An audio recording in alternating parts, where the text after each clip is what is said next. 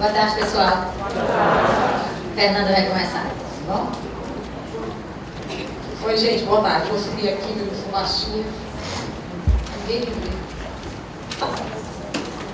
Eu sou Fernanda, eu trabalho na célula de consultoria em normas lá da Cefaz e estou aqui para apresentar para vocês as alterações legislativas que acabam gerando reflexos na contabilidade das empresas relativamente ao Fundo de Equilíbrio do Estado do Ceará. Vocês já devem ter estudado a sigla FEF, tem muita gente que quer saber o que é, acho que a maior parte já deve saber o que é. Na semana retrasada nós começamos lá na Cefaz, várias palestras foram dadas para as lideranças dos principais setores econômico-produtivos aqui do estado do Ceará. E a Socorrinha tomou essa iniciativa da gente vir ao CRC, porque de fato a operacionalização desse fundo vai recair sobre a responsabilidade dos senhores e é muito importante que vocês estejam bem antenados, bem atualizados com relação a essa matéria. Inicialmente eu gosto de ressaltar aqui, para que a gente consiga visualizar, para que a gente consiga aprender qualquer instituto, a gente precisa contextualizar e entender o porquê, para que isso fixe, apesar de eu saber que a formação de vocês é uma formação bem analítica, tal, o curso de contabilidade é uma objetividade que é isso a matéria, mas é importante a gente saber de onde nasce esse FEF para que a gente consiga compreender onde que o Estado do Ceará está querendo chegar com tudo isso.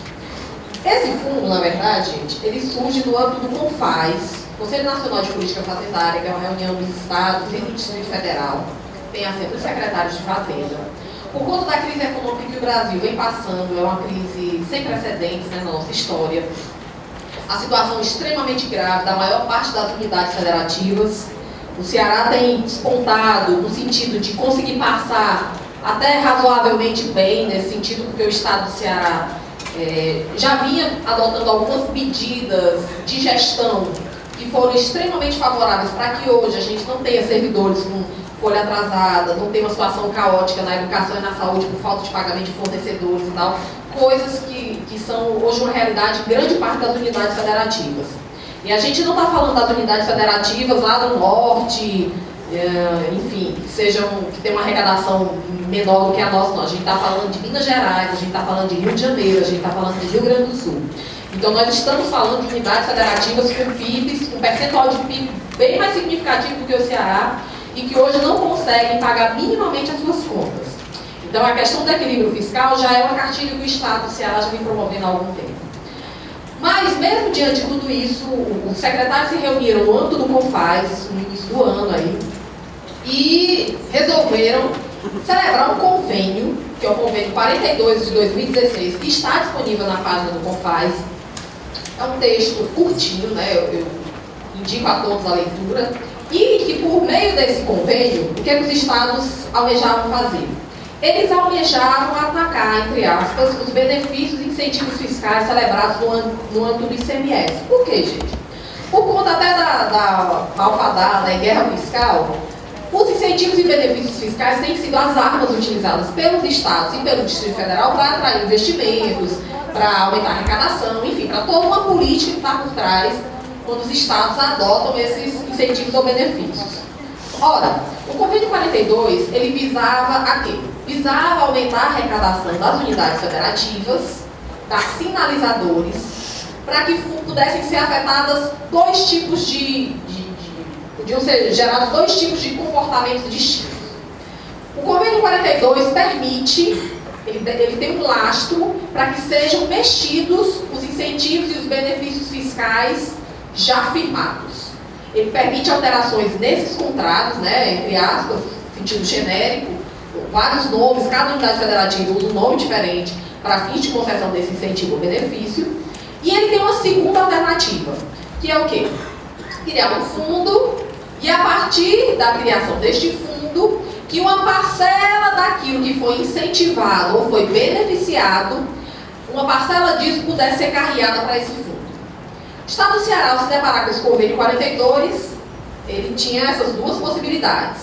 A primeira possibilidade foi por nós descartada, tendo em vista as questões de natureza jurídico-tributárias, que gerariam um clamor muito grande, no sentido de dizer, o Estado do Ceará está descumprindo os contratos que estão firmados. Então, a gente deve deixar bem claro que a alternativa que o Estado do Ceará tomou, com base no convênio 42, foi a de não alterar qualquer contrato do FDI ou os nossos regimes especiais de tributação. Nenhuma vírgula vai ser alterada por conta do FEF. A segunda alternativa é que o Estado do Ceará adotou. Não mexemos nos nossos contratos, mas criamos um encargo de natureza não tributária. O FEF não é tributo, gente. Não é tributo, não. O FEF é um encargo que é de natureza jurídico-administrativa e que é cobrado com base no valor que é incentivado ou beneficiado. A gente vai ver aqui.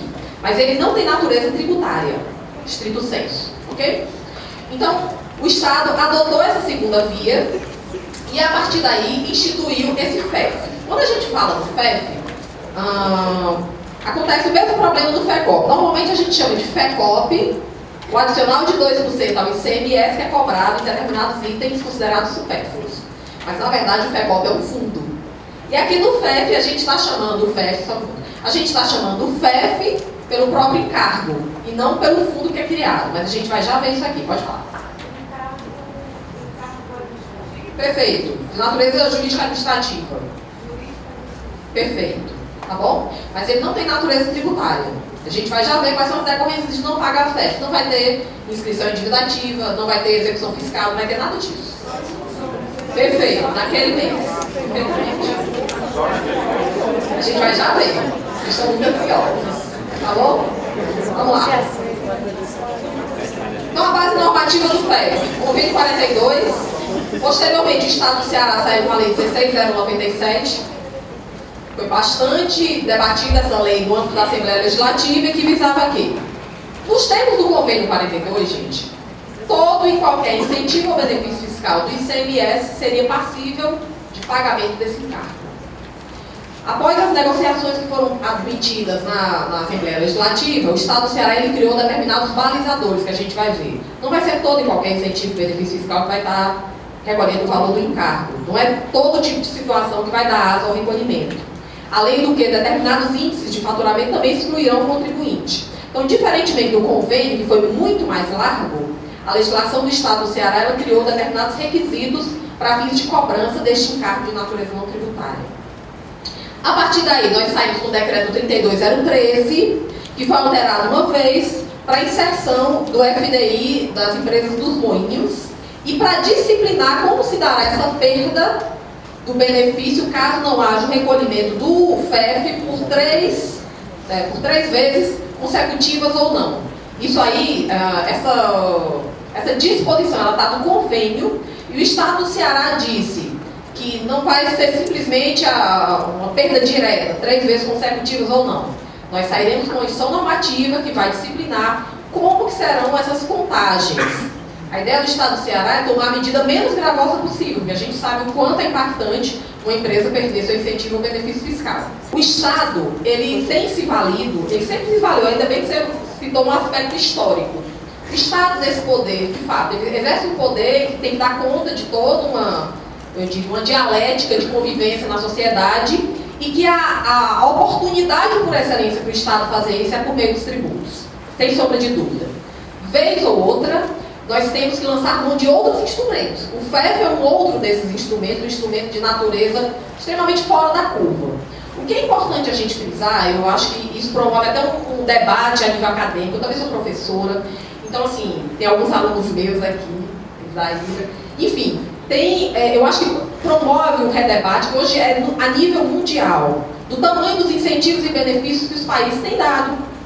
A gente vai ver aqui no FEF, a gente consegue mensurar no FEF, com base nesse decreto, o tamanho dos benefícios que a gente tem dado. Então, não é um encargo que está sendo cobrado, eu diria, gratuitamente. Está sendo cobrado de quem a sociedade, por algumas medidas técnico-legislativas, já tem ofertado um grande benefício. Então, assim, eu acho que não é aquela coisa, a dialética do bem versus mal, o Estado é cruel, estamos cobrando. Enfim, é dentro do contexto de alguém que tem um benefício da sociedade, a sociedade agora, e espera que ele traga um pouco a mais. A minha ideia, verdadeiramente, eu creio nisso. Porque eu penso na lógica assim. Isso pergunta para depois. Se a economia não está bem, deveria o Estado incentivar a economia. E ele incentiva.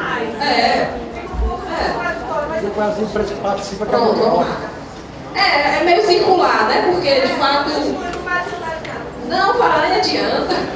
Importante a gente sonhar, né? Decreto 32013, que teve essa alteração com relação ao trigo, e a gestão normativa que nós ainda estamos devendo com relação à perda do benefício. E aqui, a primeira mão, a gente está trazendo a gestão normativa, a 53, que vai sair no Diário Oficial, que vai circular hoje, né, que deve estar disponível ou bem tarde, ou amanhã de manhã, vocês já terão ciência da gestão normativa, que é 53, o número ninguém tem, só vocês. E essa 53, gente, ela foi fruto dessas dialéticas aqui. Quando a gente reuniu os setores e alguns contadores trouxeram diversas sugestões relativas ao FEF, dúvidas, casos práticos e que enriqueceram, especialmente o pessoal do nosso plantão, e que vão trazendo esse conteúdo para a gente conseguir firmar isso da forma mais justa, econômica possível, ok? Então a base normativa que nós temos é essa. Depois, tá aqui. O artigo 2º do decreto vai dizer: constituem receitas desse fundo. O inciso 1 é o inciso por excelência que vai alimentar o fundo, que é o quê? É um encargo correspondente a 10% do seu incentivo ou benefício no âmbito do ICMS. É isso que a gente chama de FEF, é esse encargo. E a partir daí você vai dizer: Fernanda, todas as empresas que possuem incentivos ou benefícios fiscais no âmbito do ICMS se sujeitam ao FEF? Não. Primeiro porque a gente criou alguns balizadores objetivos. O primeiro desses balizadores é a questão do tamanho da empresa. A priori, a gente quis atacar com o FEF as empresas de maior porte. E aí nós criamos dois âmbitos, dois critérios objetivos para dizer: você está dentro do FEF ou você está fora do FEF. Não nos esquecendo jamais, uma observação que o Socorrinha pediu para eu fazer aqui com vocês, que, tendo em vista as disposições da Lei Complementar 87 de 96, o ICMS ele é um tributo que ele é calculado, né, ele tem a lógica da autonomia do estabelecimento. Tudo que eu estou falando aqui para vocês obedece a essa lógica da autonomia do estabelecimento. Então, o que é muito comum acontecer? Você tem uma mesma empresa e você tem várias filiais, tem uma matriz, e uma delas tem regime especial. Então, assim, focalizem nessa ideia de autonomia de estabelecimento para fins de cômputo disso. Tudo deve ser pego uma a um. Então, você é contador, sei lá, de uma grande empresa X, tem 10 estabelecimentos. Quem é que tem regime especial? É isso aqui que a gente vai estar vendo ao longo da matéria. Não é o conceito de empresa que a gente tem para o nível federal, tá bom, gente? Mas já a gente detalha isso com mais coisa não. Vamos supor que eu tenho uma indústria e ela tem um incentivo. Perfeito, perfeito. E as filiais, que são os seus comércios, não tem, perfeito. Para fim de faturamento, elas não são todas. Não, para fins de faturamento é da indústria, só daquele estabelecimento. Exato, perfeito. O que é que a gente vai considerar então? Quem é que a priori rompe a primeira barreira para ter que recolher esse encargo de natureza não tributária? Primeiro, indústrias que tenham um faturamento igual ou superior a 12 bilhões de reais em 2015. E comércio que tenha um faturamento superior a 3 milhões e 600 mil em 2015. Analisem bem que a gente está aqui em 2016, o convênio é de 2016, a lei de 2016, nós tínhamos que lidar com alguns dados objetivos para dizer está dentro do FEF, potencialmente ou fora do FEF. Então nós olhamos para o exercício de 2015 e selecionamos o critério que foi acordado ao final na Assembleia Legislativa, foi esse de faturamento. Só que, como eu vim falando, o faturamento não é uma grandeza que normalmente é tratada pelos fiscos estaduais. Vocês sabem muito melhor do que eu. Faturamento é uma grandeza que normalmente é tratada nas leis, nas normas, na legislação tributária, lá do censo de natureza federal. Contribuição social sobre o lucro livre, etc. e tal. Para a gente do ICMS, sempre interessa o quê? Valor de operação, que é a grandeza que configura o nosso faturador. Tá bom? Critério quantitativo. A partir daqui, como a gente utilizou o nome faturamento, a gente criou um tipo. E aí, no decreto, nós fizemos questão. E aí é em primeira mão também.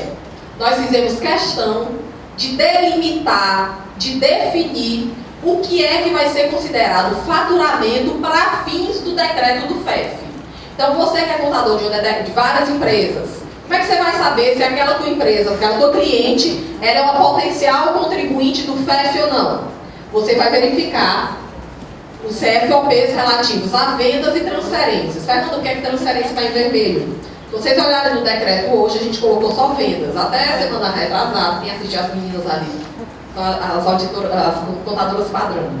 Elas estavam lá na Cefaz e a palestra foi sobre uma receita bruta de vendas.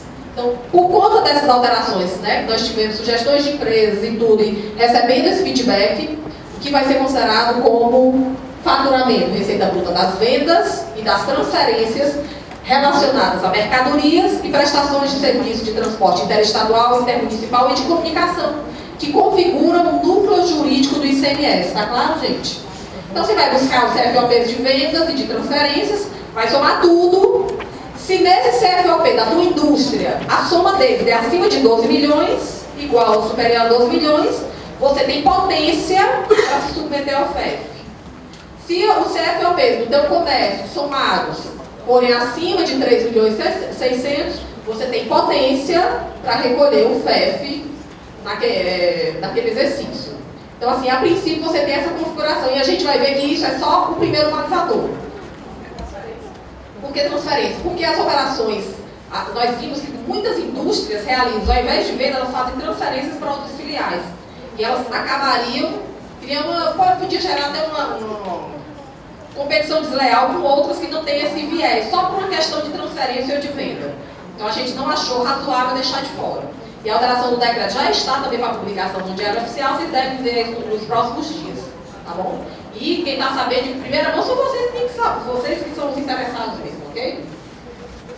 A partir daí, gente, todas as empresas, então, que exerçam atividade comercial, a minha fala vai começar aqui com o FEF focado nas empresas que têm regime especial de tributação, firmado com base na Lei 14.237, que é o pessoal de alimento, medicamento, peças, informática, rochas, confecção, se for importação. Então, assim, 28443. Então, assim, nós temos essa primeira parte da fala. Quando eu mudar o slide para o verde é só para a indústria. E aí, essa parte aqui é do comércio, pois não. Toda a nossa apresentação, que ela é do Preze. O Preze é meio nojento, pragmaticamente falando. A gente vai salvar em PDF e Socorrinha vai trazer para vocês aqui.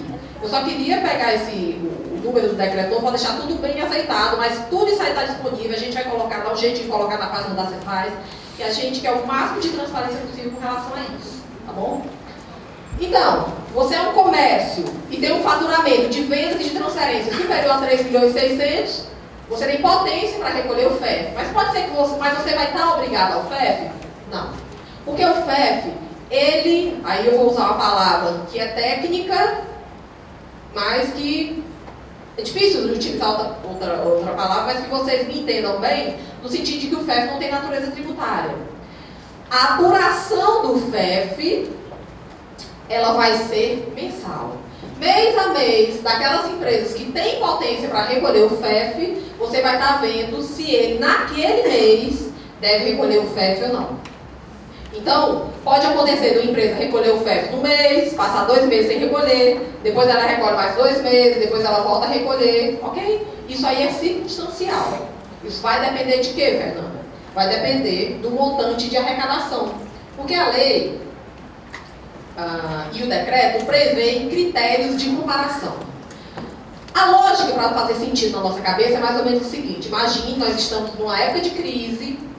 Imagine as empresas que conseguem, mesmo na crise, ter aumento de arrecadação. Fernanda, tem muitos casos? Tem. Nós temos setores que praticamente não caíram. Pelo contrário, que subiram ainda que com a crise. Nós temos setores que tiveram quedas, principalmente alimentos, caíram bastante. Mas nós temos outros setores, como o setor de medicamentos, tudo isso é disponível no site da Cefaz, em termos de setores. E o setor de medicamentos foi um setor que cresceu, ainda que com a crise. Como que vai ser essa apuração do FEF? Você vai estar sempre comparando mês a mês, se houve queda ou se houve aumento de arrecadação. É importante a gente frisar uma coisa, gente. O FEF, a priori, o critério balizador, o segundo critério balizador, o primeiro é o limite do faturamento. O segundo é o de ter aumento ou não de arrecadação do ICMS. Esse balizador, ele é um balizador que vai falar do aumento nominal da arrecadação. Ora, o que o FEF diz? O que é que o decreto diz, a lei diz, o convênio vai estar falando? Olha, se você teve um aumento de arrecadação superior a 10%, significa que você fez a tarefa de casa, você ganhou o troféu, você não precisa recolher o encargo. Por quê? Porque você superou, a gente está num momento de crise, você ainda conseguiu crescer 10%. Agora vamos nos lembrar que esse crescimento que a lei e o decreto pedem é um crescimento nominal. Gente, a gente está num país que a inflação ano passado deu 10%. Se você está pedindo um aumento nominal de 10%, você não está pedindo aumento nenhum. Então, em tese, não é um sobre-esforço. A gente não está pedindo aumento real de recolhimento, a gente está pedindo aumento nominal. Então, de que forma você vai comparar isso? Você vai olhar para o SPED, para a escrituração, para aquilo que foi arrecadado pela empresa. Arrecadado em que sentido, Fernanda? É só o que eu recolhi, mas recolhi a menor, porque a empresa naquele mês não podia pagar tanto, enfim, não. O conceito que a gente vai trazer na nossa instituição normativa é o ICMS devido nos termos da legislação. Isso aí é uma coisa que a gente tem que fixar bem. A gente toma por base desses decretos que todos os contribuintes são bons contribuintes, que o que eles recolheram era o ICMS devido e que estão aqueles recolhimentos em conformidade com a legislação tributária. É o que a gente leva em consideração, mas entendam isso num sentido amplo. Então você vai olhar para a arrecadação de setembro de 2005, relativamente a setembro de 2015, e vai ver, aquela empresa, comércio, arrecadou em 2015 R$100 mil. Pode falar, perfeito. A instituição normativa vai trazer quais são os campos, quais são os códigos de DAI que você deve somar. 1038, 1052 e 1104. 1031, 1052, 58 e 1104. Pois não. Perfeito, a gente vai já chegar nisso. Conta nada. Então aqui, gente, você vai somar esses códigos, a instituição normativa vai trazer esses códigos, você vai capturá-los e vai enxergar esse perfil. Setembro de 2015 arrecadou 100. Setembro de 2016 arrecadou 111. Você cresceu? Cresceu. Cresceu quanto? Você cresceu 11% nominal.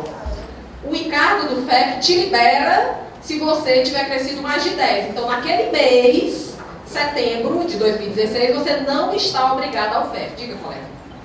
Se nesse ano tem benefício, ano passado eu não tinha. Perfeito. A mesma pergunta do colega, deixa eu adiantar. Pronto, desculpa. Assim, na instituição normativa a gente disciplinou também. Fernanda, pode acontecer, e inclusive nós temos um caso que é bem interessante lá no Cariri, de uma empresa bem grande no Cariri, de material de construção. E ela vinha esse tempo todinho, gente, na KINAI, submetida ao 31.270, que é o de material de construção, mas ela não tinha regime especial. E agora, a partir de, sei lá, uns 3 meses, a gente firmou regime especial com ela. Ela tem critério de comparação? Tem. Compreende que a questão de você comparar um mês e outro, ele não é a mensuração do teu FEF. É só para saber se você está sujeito ao FEF ou não. O balizador, o cálculo, a gente vai já chegar aqui na conta. O cálculo é feito sobre o valor já dentro do benefício. Então, as empresas que não tinham regime especial e agora têm, elas vão fazer o quê? Vão comparar normalmente. Fernanda, mas muito provavelmente, depois que a empresa firma o regime especial, ela cai. O Estado do Ceará tem adotado essa medida desde 2008, confiando que a gente vai dar uma redução de benefício, que é o que sempre o doutor Mauro fala, e a gente acredita que depois que o teu tributo é reduzido em até 41,18, que é o que a Lei 13.025 de 2000 nos permite, depois que você tiver uma vantagem negocial, uma diminuição do teu tributo, você vai ter mais potência para ter mais mercado. E é por isso que desde 2008, apesar da gente ter reduzido a carga tributária no Estado do Ceará, nós aumentamos a arrecadação. Então, porque diminui sonegação, a sonegação não fica tão interessante, e, enfim, você passa a ter uma vantagem negocial. Não é difícil. Tão logo a gente firma o regime especial, a empresa tenha uma queda de arrecadação em relação ao exercício passado. Por quê? E lógico, gente, ela vinha recolhendo cheio e agora ela vai estar recolhendo com 41,18. Mas o que é que a gente crê firmemente? Daqui a uns 3 meses ela vai ter uma configuração nova que vai catapultar a venda dela. Ela vai ter preços melhores, tá claro? Então, a princípio, a empresa que já vinha sem termo, e aqui, a partir do momento que ela tem termo, ela vai simplesmente comparar. E vai ver, aumentou a arrecadação em 10, tá fora do FEF. A gente vai ver aqui as demais regras, tá bom? que a gente vai já falar também da empresa em início de atividade. Então, nesse caso aqui, a empresa está fora do FEF.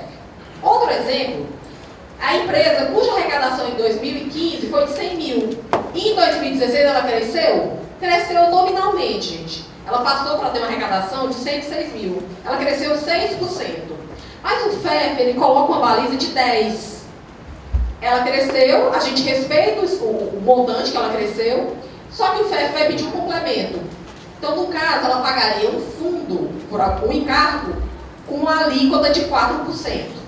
4% calculado sobre o quê, Fernanda? Assim, a gente acaba não fugindo da questão de tratar sobre o viés dos nomes jurídico-tributários, mas essa alíquota de 4% do FEF naquele mês, ela vai incidir sobre uma grandeza. Qual é a grandeza?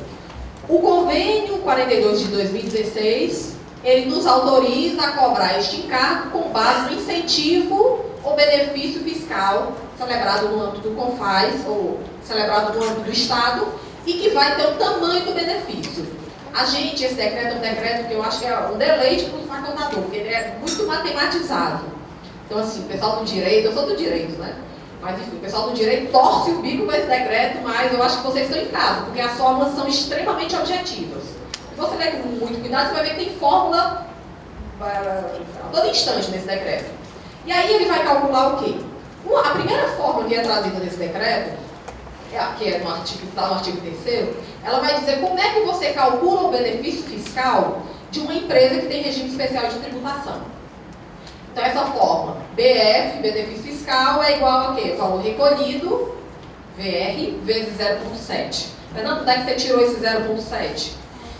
Se a Lei 13.025 nos permite uma redução de até 41,18 na base de cálculo do ICMS, efetivamente o que é recolhido mês a mês é o restante, é 58,82, que é 1 menos 41,18. Qual é o dado objetivo que nós temos? Por isso que nós contamos com bons contribuintes que recolhem todo o tributo devido nos termos da legislação. Eu creio firmemente que a cada mês você vinha recolhendo 58,82. É o dado objetivo de que eu disponho. Se você dividir 41,18 por 58,82, vocês vão chegar à grandeza 0,7. Significa que para cada 100 que você recolheu, 70 deixou de ser recolhido no estado do Ceará. E o tributo, se fosse ser pago cheio, você deveria pagar 170. A gente vai já aprofundar esses cálculos aqui. É dessa medida que eu vejo, assim, tem muita largueza, porque os benefícios são muito atraentes hoje, concedidos pelo Estado.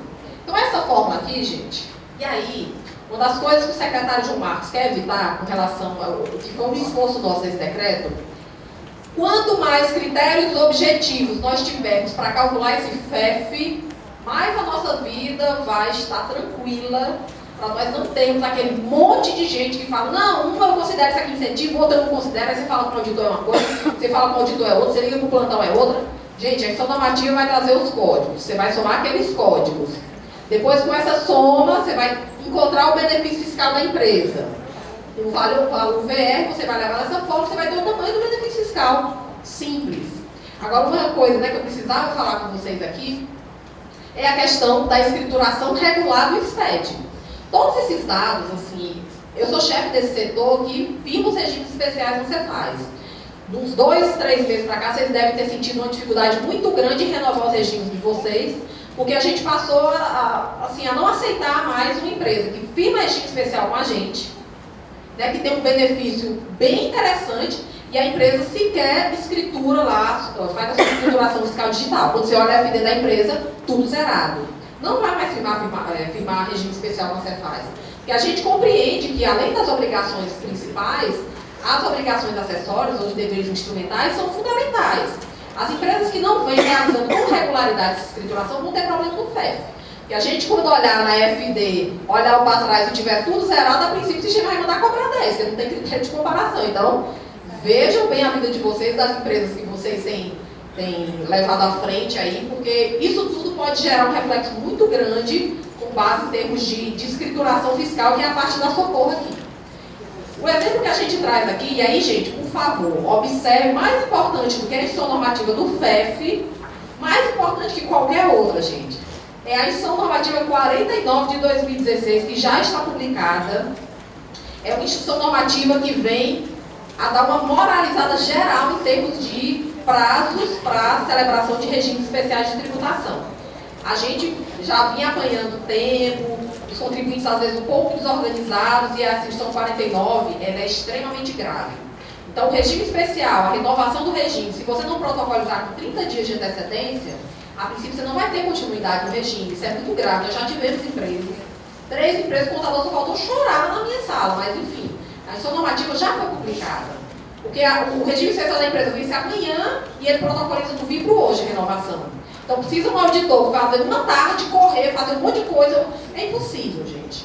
E assim, já existe uma cláusula desde sempre nos nossos regimes especiais que a renovação tem que ser pedida com 30 dias de antecedência. E de fato a gente não vinha conversando muito bem com relação a isso. A gente pedia, mas não havia uma aceitação. E agora está escrita assinada pelo secretário. Então a gente vai cumprir. Então eu peço que atentem para a instrução normativa 49, por favor, para a gente não ter problema. Esse outro exemplo aqui, um contribuinte que em 2015 arrecadou 100, em 2016 arrecadou no sentido de tudo certinho, né, gente? Em 2016 arrecadou 106, ele vai complementar 4. Como é que ele vai fazer? Ora, quanto é o FEF devido dele? Benefício fiscal é o valor arrecadado, estamos compreendendo que aqui está tudo certo, vezes 0,7. Então o benefício fiscal dele é 74.200. Significa o quê, gente? Ele arrecadou 106 mil para o Estado do Ceará naquele mês e que deixou de arrecadar por conta da Lei 13.025 e por conta dele ter um regime especial, 74.200. Esse valor aqui é o benefício fiscal dele. E esse benefício, sobre esse valor, sobre essa grandeza, é que a gente vai aplicar os 4% de complementação dele, porque afinal ele cresceu 6. 74.200 vezes 4%, naquele mês ele vai arrecadar a título de FEF 2.968.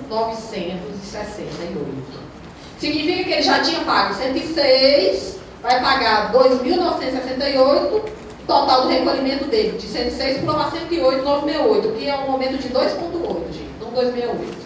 Ok? Aumenta um pouquinho, tá? A gente vai ver casos mais gravosos. Aqui o exemplo do contribuinte arrecadou 100 em setembro de 2015, setembro de 2016 cai para 70. Queda na arrecadação. Quem teve queda na arrecadação, recolhe os 10% do FEF integralmente. De que forma vai calcular? Mesmo jeito. Benefício fiscal, o valor recolhido que é 70 vezes 0,7.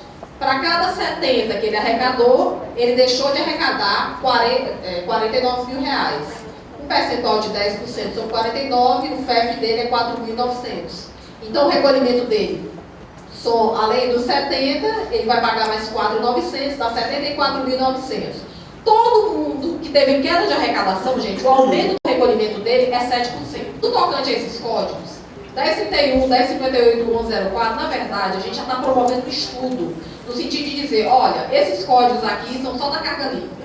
Tudo que você pagar das substituições internas vai ser esse código, e o restante vai estar em outro código. Isso não foi operacionalizado ainda. Porque esses códigos, eles permitem você misturar essas coisas. No FEF, a gente não queria que houvesse assim. Eu diria para você, muitos setores são impactados, eu diria que o setor mais impactado com isso é alimentos. Né? O restante dos setores praticamente passa muito bem tranquilo com isso. Com exceção de peças que a gente criou um diferencial para aquelas empresas que recolhem nos termos do protocolo e tem ressarcimento pela Cefaz. Mas assim, inclusive o pessoal da ACAD esteve lá na Cefaz e a gente orientou o seguinte: hoje a gente vai pegar os dados objetivos do recolhimento. Já estamos trabalhando nesse novo código. Porque a gente sabe, assim, nós temos substituições internas, por exemplo, açúcar, madeira. São substituições internas estabelecidas pelo Estado do Ceará que não entram na carga líquida. Esse código vai entrar? Objetivamente ele vai, porque ele está dentro desses códigos. Quando a gente fala das substituições internas, como nós temos algumas pautas até, por exemplo, a pauta de carne, gente, foi negociada com o setor de alimentos, e apesar de ser uma pauta fora da ST carga líquida, a gente aplicou o mesmo redutor de 41,18, que era para o setor. Então nós temos, apesar de ser uma coisa, de ser, está fora da carga líquida, mas tem redução, ou tem pautas defasadas. Objetivamente falando hoje, esses códigos vão entrar. O setor de alimentos, inclusive, foi uma pressão deles, né, no sentido de separar, porque objetivamente vai estar sendo levado em consideração, mas nós já estamos estudando para ver se nos próximos 2 meses a gente já consegue visualizar isso aí de forma separada. Hoje vai tudo que tiver nos códigos DAI. Tudo protocolo, Fernando? Não, o que vier pro GNRF você não soma. Do que for DAI, tá bom? Basicamente, desses códigos vai estar entrando. Passou no dia 30 de setembro agora, tá certo? A mercadoria lá na fronteira. Registrou 1031, tá certo? No Citran, tá? Na escrituração do mês de setembro de 2016, você vai registrar isso aí como débito lá. Tá? Então, naquelas informações que eu vou mostrar para cá, para você informar débito extrapolação, vai constar lá, tá? Exatamente, um código de ajuste, entrada interestadual, que deverá ser lançado em débito extrapolação na apuração da substituição tributária. A nota fiscal, socorro, a nota fiscal, você vai escriturar, provavelmente no mês de outubro, quando entrou a mercadoria no estabelecimento. Por quê? Porque essa questão do recolhimento é exatamente o mês de competência. Não é regime de caixa, é competência. Então, esse DAI aí, o mês de referência do DAI é de setembro. Embora a mercadoria, a nota só vai ser registrada no mês de outubro, que é quando entrou no estabelecimento. Pronto, aí outra dúvida. A gente está com a situação lá do São Filho. Tem muitos impostos que estão sendo recolhidos, pagos a maior, e a gente tem ciência que vai ser a pior. Como é que vai estar essa situação? Vai ser levado em consideração o que foi pago ou o que eles vão deduzir só? Não, você vai fazer o seu cálculo. Se você achou que pagou a maior, tá certo? Vai entrar com um processo e faz os cálculos do jeito que você realmente calculou que é o estado correto. Se foi indeferido, aí você retorna para os cálculos para ver se não tem um complemento do FEF aí para fazer. As empresas que estão em início de atividade em 2016. Ora, a gente colocou isso aí para evitar o quê? A empresa que estava até 2015, ela fechava, abria uma nova em 2017, estou falando do FEF, porque só quem está dentro do FEF é que tem faturamento em 2015 eu estou começando agora. Não seria, eu diria, não seria dar um tratamento igualitário, porque o pessoal que continuasse ia pagar, ia estar sujeito ao FEF.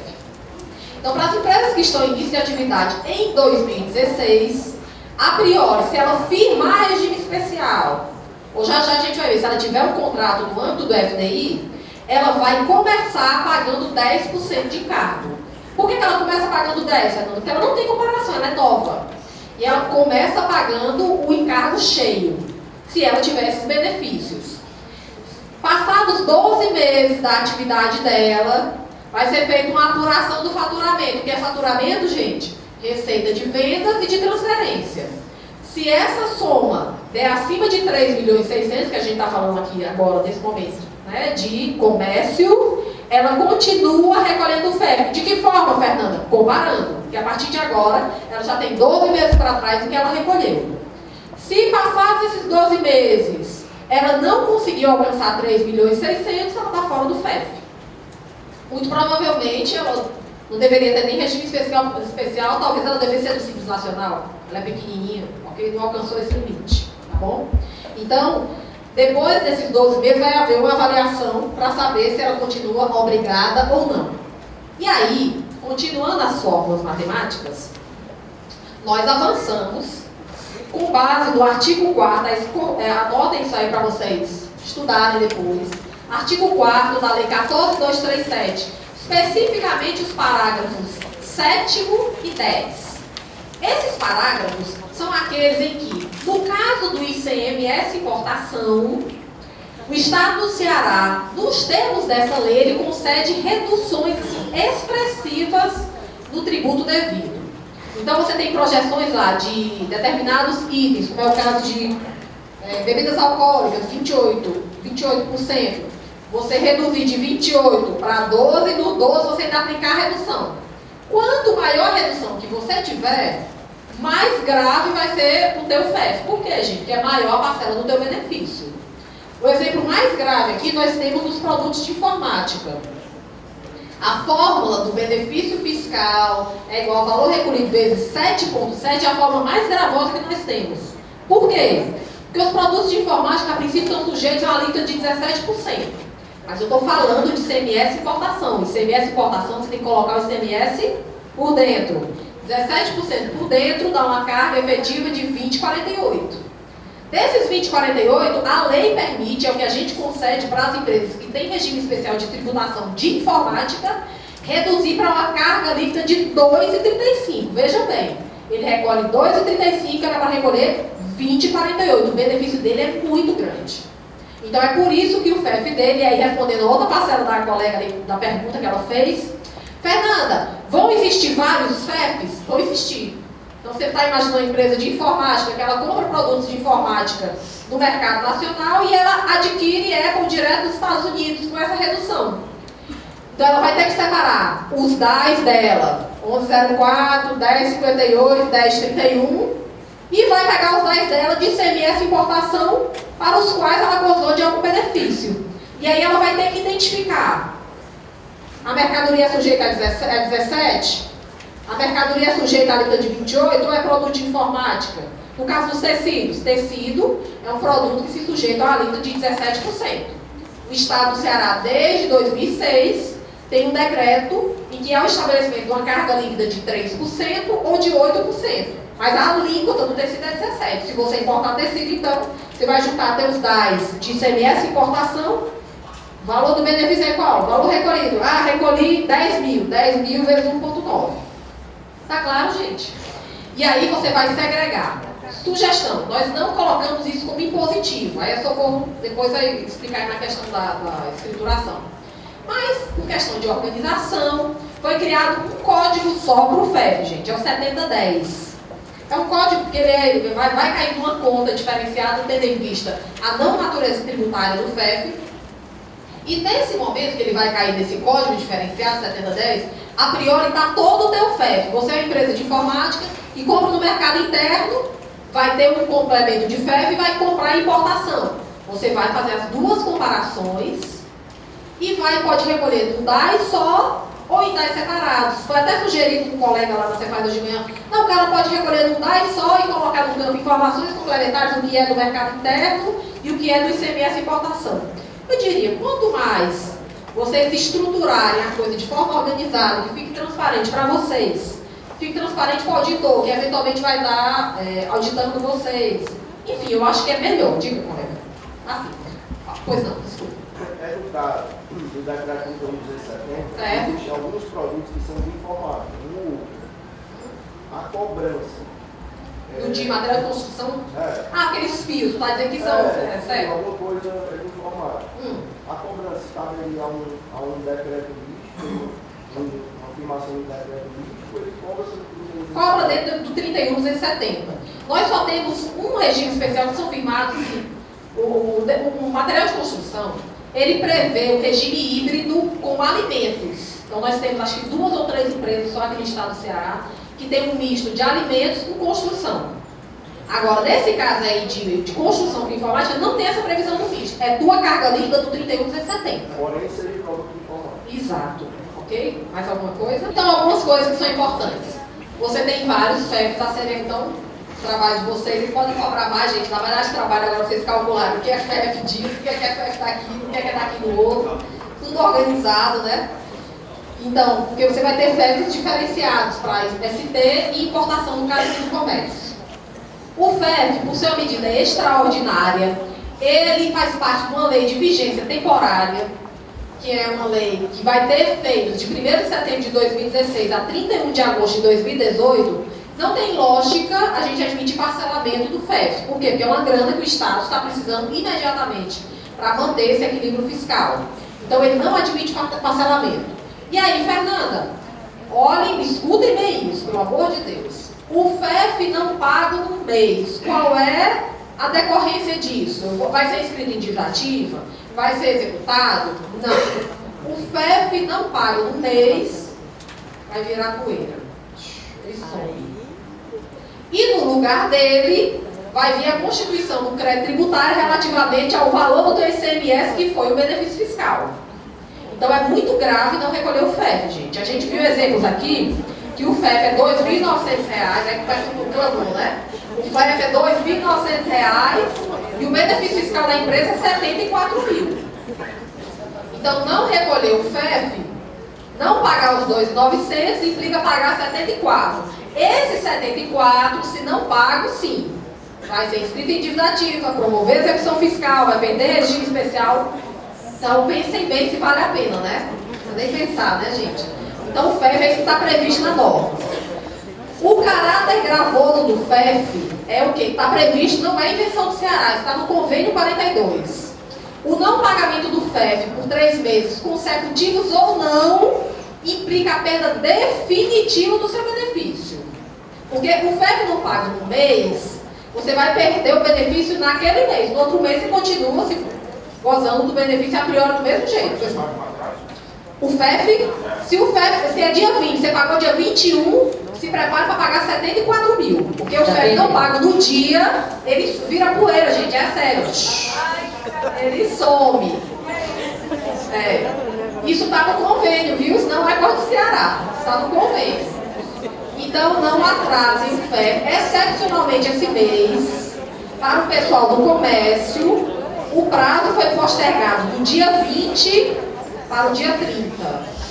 Por conta, né, isso aqui tudo precisava acontecer e tal, mas a partir do próximo mês, no prazo do recolhimento do teu ICMS, ST, tu vai pagar o FEF. Lá no E210, débito ao campo, você vai informar o valor em valores recolhidos ou a recolher extra apuração. Esse campo aqui, pessoal, lá no layout é no campo 15. Mas quando a gente abre o PVA assim, Programa Validador, tá? É naquele último campo da apuração. Se a gente contar lá, eu acho que dá 14, não é isso? Dá 14, tá? Então, valor recolhidos ou a recolher extra apuração. Então é para lá que está apostando. É nesse campo também que você coloca o valor do FEF. Você agora vai colocar lá entrada interna, ST de entrada interna, entrada interestadual e o FEF. Então coloca tudo somado, né? Tudo somado aí. Totalzinho lá. 30 mil. Tudo junto. Como é que a gente vai saber? Agora que a gente vai usar, né? Vamos lá. É 220. Tá vendo como vocês não estavam usando? Isso aqui já existe, tá, pessoal? Essa regra, desde que surgiu o SPED. Não é novo não, tá? Ajuste, benefícios, incentivos, a apuração, tá? Então, toda vida que tiver apuração, tá? Aproveitando, apuração, toda vida que você tiver outros créditos, antigos outros créditos, que hoje se chama, vai chamar ajuste a crédito. Lá na escrituração o nome é ajuste a crédito, que é a mesma coisa de outros créditos. Toda vida que você tiver algum valor para ser lançado na apuração, tá? De ajuste a débito, que é a mesma coisa de antigamente, de outros débitos. Estorno de crédito, estorno de débito, dedução ou débito extra apuração, você é obrigado a informar o E220. E o E220, você vai pegar a tabela que tem lá na Receita Federal, na página da Receita Federal tem SPED, Fiscal, ICMS, IPI. Clica lá. Aí você vai ver lá, manuais download. Aí vai ter lá, tabela de códigos. Clica lá. Tabela utilizada na escrituração. Clica lá. Escolhe o estado do Ceará. E tem a tabela 5.1.1. Isso aí, pessoal, é para estar claro no sistema de vocês. Se não tiver, pede o pessoal do sistema para atualizar, ou se para corrigir, para o que for. O que vocês não podem estar fazendo é colocando outros débitos, outros créditos, outras informações.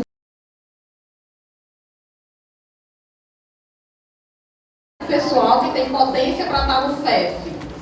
Se você está em alguma das finais elencadas na Lei 14.237, que pode estar em alguns dos decretos firmados, né, com base nessa Lei 14.237, você tem alguns setores aqui e você tem regime especial celebrado com a Secretaria da Fazenda. Se você é só um cara, digamos, que faz o cultivo do camarão, da lagosta, e que só firma aquele termo de credenciamento, apesar de ter uma carga de 0,20, uma carga baixinha e tal, a priori você não tem regime especial de tributação com a Cefaz. Você tem um termo de credenciamento. Você não está sujeito ao FEF.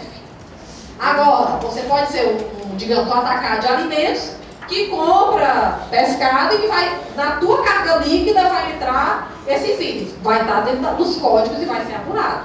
Agora, se você é só o cara do camarão ou da lagosta, que não tem regime especial de tributação firmado, você está fora do FEF. Agora, gente, a segunda parte da nossa apresentação...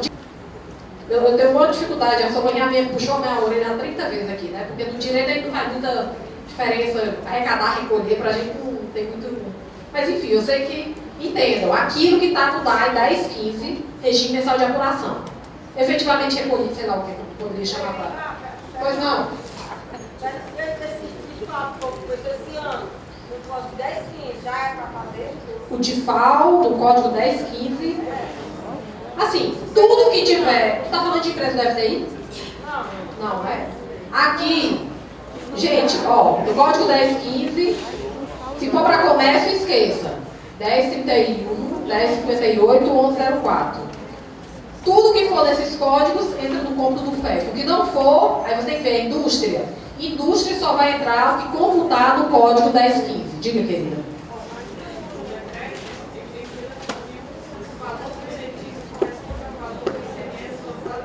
Deduções FDI, deixa eu falar. Não. Primeiro, qual é a primeira conta que a gente faz no FEF? É isso aqui. Comparar a arrecadação desse mês com a arrecadação do mês do ano anterior. Então, no exemplo, chega aqui, Val.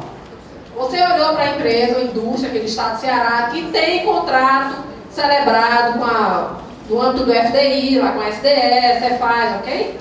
E aí, o regime mensal de apuração dela em 2015 foi 100 mil. Em setembro de 2016 foi 108 mil. Ixi, Maria, voltou. Aquele já foi direto. Esse aqui. Setembro de 2015 foi 100 mil. Setembro de 2016 foi 115 mil. Essa indústria cresceu? Cresceu. Ela está fora do FEF naquele mês. Ela tem faturamento de vendas e de transferência superior a 2 milhões. Mas quando ela comparou, é por isso, Val, que precisa comparar primeiro. Você vai pegar os 10, 15 para quê? Soma os 10, 15 desse mês, vê os 10, 15 de setembro de 2015. Compara um com o outro. Teve aumento? Teve. Ela subiu 15%. Ela não paga o FEF naquele mês. Mas o fato de eu ter o meu ICMS e arrecadação maior ou menor, não quer dizer que eu tenha crescido mais ou menos, porque eu posso ter naquele mês, inclusive, ter comprado mais, por isso o ICMS é menor. Mas se você comprou mais e você é do FDI, provavelmente você teve um diferimento, porque o FDI não vai pagar na entrada, é tudo diferente, insumo. É aquilo que você recolheu no 10, 15 naquele mês, na tua entidade produtiva. Outro exemplo, a empresa que arrecadou 100 mil em setembro de 2015 e agora arrecadou 108 mil, ela cresceu? Cresceu. Cresceu 8%, a arrecadação nominal. O encargo tem um balizador de 10%. Então ela vai ter que recolher 2% a título de FEF. 2% sobre o quê, gente? Aí vem a continha. O campo, como a Val falou aqui, ele vai estar destacado. Como o FDI tem uma sistemática de escrituração bem mais organizada do que a carga líquida, nós já temos um campo chamado deduções, que é esse valor que é levado a financiamento no agente financiador, né, no caso Bradesco hoje, e que é considerado, foi considerado pelo Estado do Ceará como montante do teu benefício fiscal. Porque no campo ICMS a recolher, como a Socorrinha falou aqui, você vai ter os dados de 10, 15 que você vai comparar, só que o tamanho do teu benefício é o que tiver no campo deduções do FDI. E a partir daí, a conta é simples. Se você arrecadou 100 mil em 2015, setembro de 2015, e está arrecadando 108 mil em setembro de 2016, vamos imaginar no clássico do FDI, que é recolher 25 e diferir 75. Nós temos outras regras no FDI, tem 99%. Aqui eu estou dando o exemplo do clássico. Então, nesse caso aqui, você cresceu 8%, vai complementar 2% do FEF. Quanto é teu benefício fiscal, gente? É o valor que tiver no campo deduções. E quanto é que está no campo deduções? Ora, se o que você recolheu é 25%, o que está no campo deduções é 3 vezes isso aqui. Então, teu benefício, você pagou 108 mil naquele mês, e deixou de pagar e diferiu 324 mil. Isso daqui é o tamanho do teu benefício fiscal. Sobre esse valor de benefício fiscal que está no campo de deduções do FDI, você vai aplicar a alíquota de 2. Então vai dar um FEF no valor de R$ 6.480. Significa um aumento no teu recolhimento da ordem de 6%. O FEF do FDI, ele é mais gravoso. Por quê? Porque os benefícios do FDI são mais largos do que na carga líquida. No ICMS, 2015, regime mensal de apuração era 100 mil, caiu para 80. Aqui ele vai pagar 10% direto. De que forma? Aí, se ele pagou 80 naquele mês, e esses 80 correspondem a 25%, significa que ele teve como benefício fiscal 3 vezes isso. Então, o benefício dele é 240 mil. 240 mil vezes 10%, já que ele teve queda, o FEF dele é 24. Observe bem a diferença, né, gente, para a carga líquida. Aqui ele recolheu 80 e vai ter um FEF de 24%, é um aumento de 30%. Alguém levantou o braço lá atrás. Apesar da Lei 10.367 ser uma lei que visa incentivar as empresas de natureza industrial, o PCDM vem adotar uma medida que seja tão boa quanto o FDI, mas para empresas que têm uma configuração de natureza comercial, que visem a firmar centros de distribuição aqui no estado do Ceará. Então, ele tem benefício no ICMS que é pago em operações interestaduais. Como é que você vai calcular o PCDM? O FEF do PCDM? Da mesma forma que o FEF do FDI. Por quê? Porque tem um campo destacado de deduções na tua escrita fiscal que você vai comparar mês a mês. As arrecadações de 10, 15, mesma coisa. A regra do FDI Provim vale da mesma forma que o PCDM. E vale para quem mais, Fernando? Vale para os moinhos. Essa aqui foi a alteração. A única alteração que a gente empreendeu, o que a gente viu, a gente esqueceu, na verdade, no desenho original, que os moinhos, o benefício deles não é no 10, 15. É no ICMS importação, porque o benefício é na importação do trigo. Então aí a gente promoveu essa alteração, porque os moinhos estão dentro da regra do FDI e são potenciais contribuintes do FEF. E a partir daí, a regra do FEF do moinho, você vai comparar, vai verificar o tamanho do benefício dele nesse campo da FD, que a gente já criou aí, chamado ICMS Importação Diferido. E aí aplicam-se as mesmas regras que a gente já conhece em termos de comparação de regime mensal para o FDI, tá bom? E aí, gente, mesma coisa, as mesmas balizas, o que eu teria para dizer para vocês, assim, não tem mais nada de novo no tocante às demais regras, tá? Em termos de início de atividade, os 12 meses seguintes, etc. E agora o Socorrinho vai passar para vocês, acho que é a parte mais interessante, né, para vocês, essa parte escritural.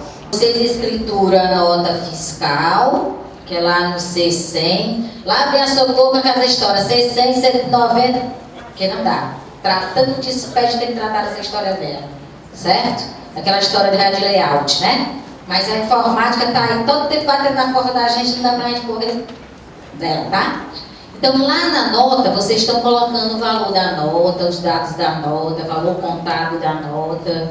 Mas quando chega no totalizador, que era aquele antigo livro de apuração, onde consolida CFOP, CST e a alíquota, vocês estão informando zero. Para a gente, zero é zero, não teve faturamento. Mas socorro faturamento? Sim. Estão registrando vendas, coloca lá o valor da nota, os dados da nota e coloca zero. Para a gente, zero ali é porque teve zero faturamento no CFOP de venda. Tá certo? Aí vocês estão lá, aí a gente vai analisar, quando é fé a gente dá uma deslize ali, analisa indevidamente, tá certo? E dá problema para vocês. Então, dê uma olhadinha, porque vocês estão estruturando muitos documentos fiscais. Situação do documento, o que tem lá no SPED? Regular, documento regular no C100, documento cancelado, inutilizado, denegado, regime especial ou norma específica. Vocês estão adorando colocar esse 08. E o 08, quem assistiu nas minhas aulas sabe que 08 é a mesma coisa de outros. A gente não sabe o que é e a fiscalização vai estar batendo na porta de vocês e vocês escriturando errado. Porque 08, quando quisessem colocar uma nota de entrada ou de saída com situação 08, passa tudo no programa validador do SPED. Ele não dá nem o erro. Aí vocês dizem, nossa, meu SPED, esse livro deu nem o erro. Tacou tudo 08. Não tem crítica nenhuma. E essa crítica do totalizador, que é essa daí que a gente verifica realmente que vai para a apuração, tá zero. Até mesmo de não ter feito nada. A escrituração está totalmente errada. Socorro e regime especial. Eu tenho um regime especial assinado com a Cefaz, né? E eu estou colocando lá 08. Está errado? Está errado. Dê uma olhadinha no guia prático, né? Aquela Bíblia que eu mando quando vocês estão com insônia, colocar de lado e estudar, tá? Ela só trata do 08, é um regime especial de escrituração. Não é de tributação, não é de recolhimento, é de escrituração. Tá? Quem tem ele? O pessoal da Petrobras tem. Tem? Posso dizer. Todo mundo sabe aqui que a Petrobras sai com o mês todinho colhendo navio, colhendo petróleo no mar. Aí chega no final do mês, ela emite uma nota fiscal do mês de setembro, data de saída de setembro, data de emissão setembro, com data de saída no mês anterior. No último dia do mês anterior. Vixe, isso existe. A Petrobras tem um termo de acordo aí em nível nacional. E ela escritura esse mês. Aí ela tem que escriturar 08. Como é que ela vai escriturar a nota fiscal de saída que foi emitida no mês de outubro, só que tem que escriturar no mês de setembro? É uma norma específica de escrituração. Contribuinte emite o cupom fiscal, recolhe tudo pelo cupom fiscal, só que o cliente pediu uma nota. Aí aquela nota ali, é lógico que não vai sair com os valores, porque já está tudo no cupom fiscal. Uma norma específica de escrituração para aquela nota que está cobertando o cupom fiscal. A cana-de-açúcar lá no estado de São Paulo, até isso aí lá no guia prático. É a mesma coisa da Petrobras. O pessoal da cana lá de açúcar de São Paulo tem um regime especial de escrituração que ele colhe toda a cana, no mês seguinte ele informa o valor, emite a nota e ainda recolhe o valor referente ao mês anterior. É uma norma específica de escrituração. Então, dever de casa, que eu gosto de passar dever de casa, o professor gosta de passar dever de casa, né? E eu não fujo a regra. Quando vocês chegarem, por favor, amanhã nos escritórios, dê umas olhadinhas nas suas escritações que tiver 08. Analisa. Tá? Se não for nesses casos aí, tá? Ou nota fiscal avulsa de outro estado, também é um caso, tá? Lisem. Os demais casos eu desconheço. Socorro não tem nesse caso, está lá cheio de 08, está tudo feito errado. Dê uma olhadinha lá. Olha se não está o CFLP zerado, porque aí a gente não vai considerar esse faturamento. Aí pode estar mandando até uma comunicação. Eu fico toda arrepiada quando a pessoa diz, eu vou mandar comunicação para o contribuinte dizer se ele tem o FEF ou não, se é possível de FEF ou não. Por causa de escrituração errada. Vocês estão mandando a escrituração errada. Como é que eu vou fazer? Uma nota de venda, só está a nota de venda. CFLP não tem. A saída, eu não sei nem o CFLP. Porque na saída vocês não mandam o item. Então só está os totais da nota. Aí, total do CFLP. Não existe. Aí eu pego a nota fiscal que vocês emitiram no banco, vejo que é uma venda. Como é que pode estar zerada? Tá? Então, cuidado com esses casos, tá? Tenta usar o CFLP. Outra coisa, aquelas histórias do outras saídas também não entra aqui não, tá? Minha outra saída é uma venda. Sim, CFLP de venda é outro. Outras saídas, né? Então, dá uma olhadinha no teu CFLP, como é que está lá, escriturado realmente, ok? E vamos para cá, para a nossa escrituração. E a Fernanda colocou o caso mais complicado. É isso aqui, tá? O que está acontecendo? Perguntaram aqui como é que a gente vai fazer as comparações. Outra, vocês não estão escriturando, tá? a substituição tributária por entrada interna, por entrada interestadual no SPED. Ou, às vezes, tá? Pouquíssimos casos aí que eu encontro a escrituração, e às vezes daquelas poucos que eu encontro, ainda está errado. A substituição tributária do ICMS, entrada interna, entrada interestadual, tudo você recolhe de 1104, 1031, tá certo? Esses códigos aí você recolhe em débito extra apuração. É lá que você informa. E vocês estão informando em outros débitos. Aí fica assim, ó, como é que vocês estão informando? Coloca em outros débitos. Aí fica assim, imposto a recolher, 10 mil. Aí vocês vão lá para os DAIs e diz no DAI, DAI 1104, 3 mil. DAI 1031, 7 mil. Tá errado. Tá? A escrituração disso aí é em débito extra apuração. Na apuração da substituição tributária, só vai constar alguma coisa. Quando você abre o PVA, tem assim: saldo devedor, X. Imposto a dedução, Y. Imposto a recolher, K. Só vai constar na apuração da substituição tributária, pode anotar. Só vai constar um valor na apuração da substituição tributária no campo imposto a recolher, se eu tiver retenção na fonte. O que é isso aí? Digamos que eu sou de uma indústria de cimento, tem retenção na fonte. Então ele recolhe para o estado do Ceará, recolhe para o estado do Piauí, quando vende para o Piauí, a substituição. Então ele vai ter uma substituição tributária com o campo imposto a recolher preenchido quando ele vender para o Ceará. Quando ele vender para o Maranhão, ele vai fazer outra apuração dentro do SPED, onde na apuração da substituição tributária imposto a recolher, vai constar um valor também para o estado do Maranhão.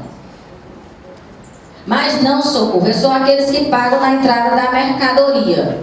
Então nunca vai ter valor no campo imposto a recolher. Nunca.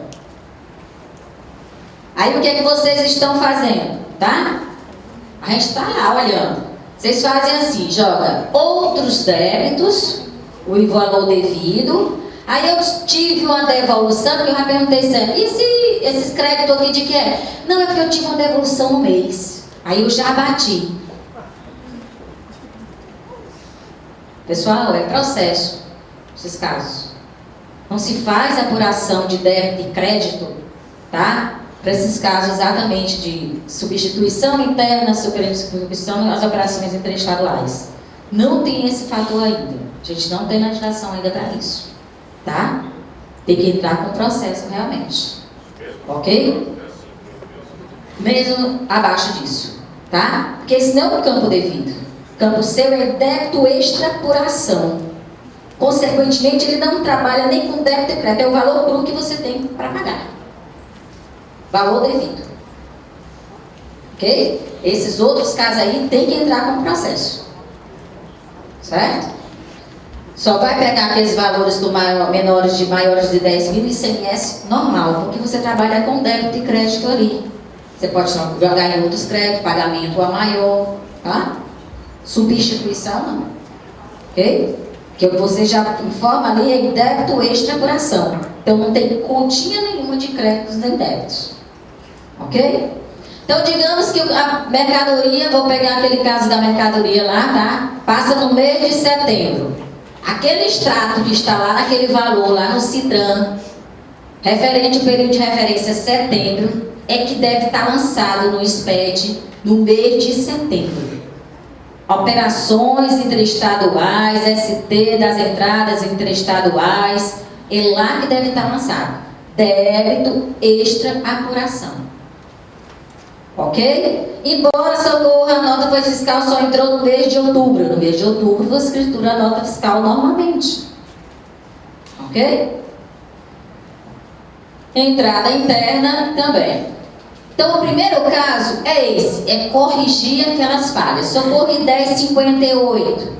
1058, Fernanda me corrige, tem um decreto do material de construção que recolhe 1058, só esse, tá? E o pessoal que tem retenção que não alcança exatamente, tá? Essa questão do FEF aí, que é o pessoal do cimento, da retenção, da cerveja, do refrigerante, que a gente não olha para a apuração da substituição tributária. Ok? Socorro, pessoal do medicamento. Medicamento é 1104. Se a gente der uma olhadinha lá no SPED, tá? Lá na formação do E220, que é onde você informa o código de ajuste, que vocês também gostam de colocar assim nos códigos de ajustes. Outros créditos, outros débitos, outros créditos, outros débitos. Se o sistema de vocês estiverem errado, pessoal, pede o pessoal, cobra do pessoal do sistema. Tem uma tabela lá no site da Receita Federal que a gente corrige esses valores aí. Tem um código para antecipado, um código para diferencial de alíquota. Então tem vários códigos lá. Então trabalha com aqueles códigos de ajuste que tem no site da Receita Federal. Os códigos. Se eu sou contribuinte credenciado ST entrada interestadual, o código do ajuste é este.